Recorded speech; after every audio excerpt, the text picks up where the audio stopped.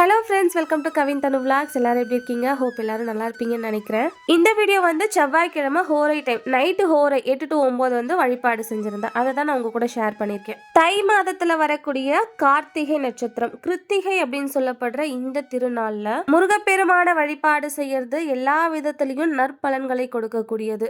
இந்த தை கிருத்திகை அன்னைக்கு விரதமிருந்து வழிபாடு செய்யணுமா, என்ன மாதிரி நிவேதனம் வைக்கணும் அப்படின்னா வேண்டுதல் இருக்கிறவங்க இதெல்லாம் பண்ணிக்கலாம். அதுக்கு முன்னாடி இந்த கிருத்திகை அன்னைக்கு விரதம் இருந்து வழிபாடு செய்யறது எதுக்கு அப்படிங்கறத முதல்ல தெரிஞ்சுக்கலாம். அதுக்கப்புறமா விரதம் எப்படி இருக்கலாம், நிவேதனம் எந்த மாதிரி படையலெல்லாம் இடலாம் அப்படிங்கறத நான் டீட்டெயில்டா சொல்றேன். கிருத்திகை அன்னைக்கு எந்த மாதிரி வேண்டுதல் எல்லாம் வச்சு வழிபாடு செய்யலாம் அப்படின்னு பாத்தீங்கன்னா, குழந்தை வரம் வேண்டி வழிபாடு செய்யலாம். அதே மாதிரி இந்த உலகத்துல எல்லாவித நல்ல பதவிகளை நம்மளால பெற முடியும். இந்த கார்த்திகை நட்சத்திரத்துல இந்த கிருத்திகை அப்படின்னு சொல்லப்படுற இந்த திருநாள்ல விரதம் இருந்து வழிபட்டா செவ்வாய் தோஷத்தால திருமணம் ஆகாம இருப்பாங்க இல்லையா, அவங்க எல்லாரும் இந்த கிருத்திகை அப்படின்னு சொல்லப்படுற கார்த்திகை விரதம் நம்ம மேற்கொள்ளலாம். ஆக கல்யாணம் ஆகணும் அப்படின்னு சொன்னாலும் இந்த விரதம் இருக்கலாம், குழந்தை வேணும் அப்படின்னு சொன்னாலும் இந்த விரதம் இருக்கலாம், நல்ல ஒரு பதவி உயர் பதவி கிடைக்கணும் அப்படின்னு சொல்லியும் தை கிருத்திகை அன்னைக்கு விரதம் இருந்து வழிபாடு செய்யலாம். மற்ற விரதத்திற்கும் கார்த்திகை நட்சத்திரம் அதாவது கிருத்திகை அன்னைக்கு விரதம் இருக்கிறதுக்கும் நிறைய வித்தியாசம் இருக்கு. இப்ப சஷ்டி விரதம் இருக்கும் அப்படின்னா அந்த திதி சஷ்டி திதி வர அன்னைக்கு நம்ம விரதம் இருந்தா போதும். கார்த்திகை நட்சத்திரம் கிருத்திகை விரதம் அப்படி கிடையாது. கார்த்திகை விரதம் எப்படி இருக்கணும் அப்படின்னு பாத்தீங்கன்னா, முன்னாடி நாள் பரணி அன்னைக்கு பரணி அன்னையிலிருந்தே நம்மளுடைய விரதத்தை ஸ்டார்ட் பண்ணிடணும். உபவாசம் இருந்து நம்மளோட விரதத்தை ஸ்டார்ட் பண்ணிக்கலாம். கார்த்திகைக்கு முன்னாடி நாள் பரணி அன்னைக்கு மாலை நேரம் வரைக்கும் நம்ம உணவு எடுத்துக்கலாம். இரவு நேரத்துல இருந்து நம்மளுடைய உபவாச விரதத்தை ஸ்டார்ட் பண்ணிடணும். அடுத்த நாள் கார்த்திகை, அந்த நாள் முழுக்க உபவாசம் இருந்து அந்த விரதத்தை நம்ம மேற்கொள்ளணும். நாள் முழுக்க நம்ம சாப்பிடாம இருக்கணுமா அப்படின்னா, விரதம் அப்படின்னாலே அந்த உபவாசம் இருந்து வழிபாடு செய்யறது தான். நான் நிறைய பதிவுகள்ல சொல்லிட்டு வரேன், நம்மளோட உடல்நிலை பொறுத்து நம்மளோட விரதத்தை மேற்கொள்றது நல்லது.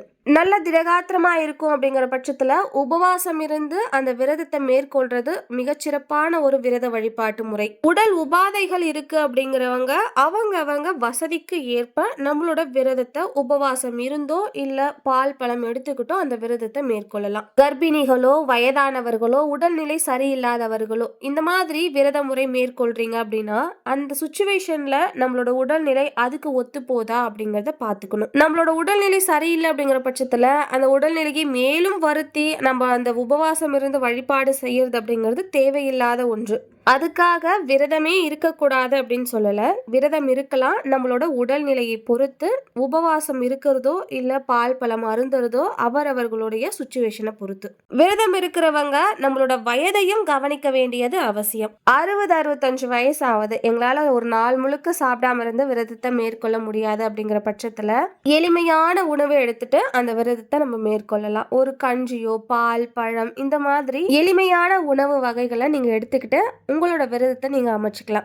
விரதம் அப்படின்னா உடலும் மனதும் ஒத்து போய் அந்த நாள் முழுக்க விரதம் இருந்து வழிபாடு செய்யறதுக்கு பேரு தான் விரதம். விரதம் இருக்கிற அன்னைக்கு விரதம் இருக்க சொன்னாங்களே அப்படின்னு சொல்லி நினைச்சுக்கிட்டே அந்த விரதத்தை இருந்தீங்க அப்படின்னா நீங்க அந்த விரதம் இருந்ததுக்கு எந்த ஒரு பலனுமே கிடையாது. அதனால சாப்பிடாம இருக்கிறது அவரவர்களுடைய சௌகரியத்தை பொறுத்தது. வாழ்க்கை அப்படின்னாலே அதுல ஏகப்பட்ட பிரச்சனை. இப்ப சாதாரணமா ஒரு கல்யாணம் ஆகுதுன்னு வச்சுக்கோங்க, அடுத்து என்ன, குழந்தை இல்லை. அந்த குழந்தை இல்லை அப்படிங்கிறது மிகப்பெரிய ஒரு பிரச்சனையா இருக்கும். பலருடைய பேச்சுக்கள் ஏச்சுக்கள் எல்லாம் கடந்து வந்தவங்களுக்கு தான் தெரியும் அந்த ஒரு நாள் பசி அப்படிங்கிறது பெரிய விஷயமா தெரியாது. ஏன்னா அதை விட பெரிய கொடுமைகள் எல்லாம் அந்த காதல போட்டு இந்த மனசுல வச்சுக்கிட்டே நம்ம கடந்து வந்துட்டு இருப்போம். அதனால அந்த ஒரு நாள் விரத முறைக்கு பசிய தாங்கிறது அப்படிங்கிறது பெரிய விஷயமா இருக்காது. அதனாலதான் விரதம் இருந்தா உடலோட திடகாத்திரம் மட்டும் கிடையாது, மனதோட திடகாத்திரமும் அதிகரிக்கும் அப்படின்னு சொல்லுவாங்க. ஆக சாப்பிடுறது அப்படிங்கிறது அவரவர்களுடைய உங்களுடைய சௌகரியத்தை பொறுத்து நீங்க அமைச்சுக்கலாம்.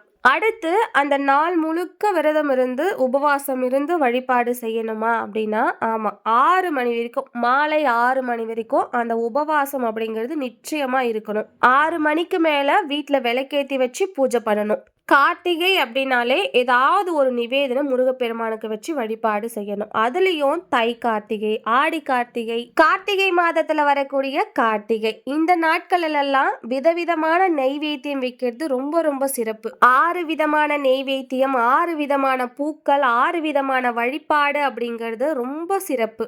முருகப்பெருமான அர்ச்சிப்பதற்கு சிறப்புக்குரிய மலர்கள் நான் சொல்றேன். கிடைச்சா கண்டிப்பா இந்த 6 அர்ச்சனை முருகப்பெருமானுக்கு செய்யுங்க. முருகப்பெருமானுக்கு ரொம்ப பிடித்தமான மலர் செவ்வரளி பூ, முல்லை, ரோஜா, தாமரை, மறிக்கொழுந்து, வில்வம், இந்த மாதிரி ஏதாவது ஒரு 6 பூக்கள் வச்சு அர்ச்சனைக்கு யூஸ் பண்ணிக்கலாம்.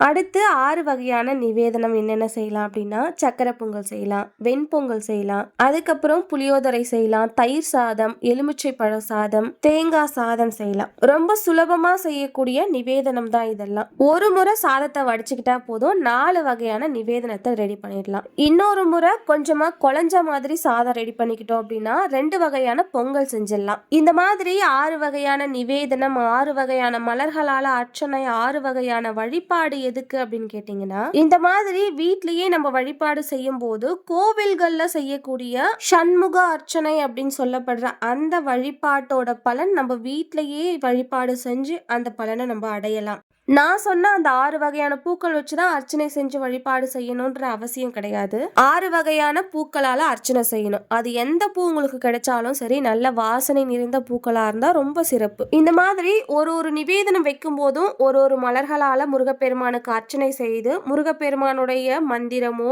இல்ல ஜபத்தையோ பாராயணம் செஞ்சுக்கிட்டே அந்த பூஜை வழிபாட்டை செய்யணும். பாராயணம் பண்றதுக்காக கந்தர் அனுபூதி தேர்ந்தெடுத்துக்கிட்டா ரொம்ப பயனுள்ளதா இருக்கும். இந்த வழிபாட்டை நம்ம எப்படி சரியான முறையில வழிபாடு செய்யறது அப்படின்னு பாத்தீங்கன்னா, முருகப்பெருமானுக்கு முன்னாடி நீங்க விக்கிரகம் வச்சிருந்தாலும் சரி, உருவப்படம் வச்சிருந்தாலும் சரி, முருகப்பெருமானுக்கு முன்னாடி அழகா ஒரு நெய் தீபம் ஏத்தி வச்சுட்டு பூஜை அறையில நீங்க அமர்ந்துக்கோங்க. முருகப்பெருமானுக்கு முன்னாடி உட்கார்ந்துக்கிட்டு முதல்ல சர்க்கரை பொங்கல் வச்சுட்டு உங்ககிட்ட என்ன மலர்கள் இருக்கோ அதால முதல் அர்ச்சனை செய்யுங்க. அப்படி அர்ச்சனை செய்யும் போது ஒரு அர்ச்சனை செய்யும் போது முருகப்பெருமானுக்கு உகந்த பாடல்களோ ஜெபமோ இல்ல நாமங்களோ சொல்லிக்கிட்டே நம்ம செய்யணும். இந்த மாதிரி ஒரு அர்ச்சனையா நம்ம செஞ்சுக்கிட்டே வரணும். 6 வகையான நிவேதனம் வைக்கும் போதும் 6 வகையான அர்ச்சனை போட்டு 6 வகையான வழிபாடு நம்ம செய்யணும். இதுல நம்ம முக்கியமா கவனிக்க வேண்டியது, ஒரு வாட்டியும் நிவேதனம் வைக்கும் போதும் தீபதூப ஆராதனை காட்ட வேண்டியது ரொம்ப ரொம்ப அவசியம். இதை நினைவுல வச்சுக்கோங்க. இப்ப கடைசியா 6 வகையான நிவேதனம் முருகப்பெருமானுக்கு முன்னாடி இருக்கும். 6 வகையான மலர்களால அர்ச்சனை செஞ்சோம் இல்லையா, அது கொஞ்சம் மீதம் வச்சுக்கோங்க. கடைசியா எல்லா பூக்களையும் 2 கையில எடுத்து குப்புற வச்சுக்கிட்டு உங்களோட வேண்டுதல் என்னவோ அதை மனம் உருகி முருகப்பெருமான் கிட்ட சொல்லிட்டு அந்த பூக்கள் எல்லாத்தையும் முருகப்பெருமானுடைய திருவடியில அர்ச்சனை பண்ணிடுங்க. இந்த வேண்டுதல் எதுக்காக அப்படின்னு பார்த்தீங்கன்னா, குழந்தை வரம் வேண்டி இருக்கலாம், திருமணம் ஆகாதவர்கள் திருமணம் ஆகணும் அப்படின்னு சொல்லி வேண்டுதல் வச்சு இந்த அர்ச்சனை வழிபாடு செய்யலாம். யார் யாருக்கு என்னென்ன வேண்டுதல் இருக்கோ அதை மனதார நினைச்சு முருகப்பெருமான் கிட்ட சொல்லி இந்த மாதிரி 6 வகையான அர்ச்சனை வழிபாடு செய்யலாம். முருகப்பெருமானுக்கு நிவேதனமா 6 வகையான நிவேதனம் வச்சு வழிபாடு செஞ்சோம் இல்லையா, அந்த நிவேதனத்தை ஒரு 4 பேருக்கு பிரசாதமா கொடுக்கலாம். அது ரொம்ப ரொம்ப நல்லது. இந்த பிரசாதம் கொடுக்கறதுல எல்லாருக்கும் ஒரு சந்தேகம் வரும். முருகப்பெருமான் கிட்ட வச்சு நிவேதனமா நம்ம வழிபாடு செஞ்சோம் இல்லையா, அதை நம்ம கொடுக்கணுமா இல்ல வீட்டுல வச்சிருக்க அந்த சாப்பாடு எல்லாருக்கும் கொடுக்கலாமா அப்படின்னு. நிவேதனமா வச்சு படைச்சது வீட்டுல இருக்கிற எல்லாருக்கும் பகிர்ந்து கொடுத்துக்கலாம். எக்ஸ்ட்ரா நம்ம செஞ்சிருப்போம்ல, நிறைய செஞ்சிருப்போம், கொஞ்சம் தானே எடுத்து நிவேதனமா படைச்சிருப்போம், அந்த சாப்பாட்டை தானமா நம்ம கொடுக்கலாம். இந்த மாதிரி வீட்டுல பூஜை செய்யறோம், பூஜை வழிபாடு ஏதாவது செய்யறோம், நிவேதனம் கண்டிப்பா படைப்போம் இல்லையா, அந்த மாதிரி இருக்கும்போது சின்னதா ஒரு வழிபாடு செஞ்சா கூட நிவேதனம் அப்படிங்கறது நம்ம செய்வோம். ரொம்ப எளிமையா ஒரு சுண்டல் வச்சு வழிபாடு செஞ்சோம் அப்படின்னா கூட வீட்டுல உள்ளவங்களை தாண்டி வெளியில ஒரு 4 பேருக்கு அதை பகிர்ந்து கொடுக்கறது அப்படிங்கிறது ரொம்ப ரொம்ப சிறப்பான பயனை கொடுக்கக்கூடியது. அதனால நம்மளுடைய வாழ்க்கையில எல்லாருடைய வாழ்க்கையிலையும் தான தர்மம் அப்படிங்கிறது மிக முக்கியமான ஒன்று. நம்மளே சமைச்சு நம்மளே சாப்பிட்டுக்கிட்டு நம்மளே வழிபாடு செஞ்சுக்கிட்டோம் அப்படிங்கிற ஒரு பெருமையிலே நம்ம சுத்திட்டு இருப்போம். அந்த மாதிரி செய்யறதுல எந்த ஒரு பயனும் கிடையாது.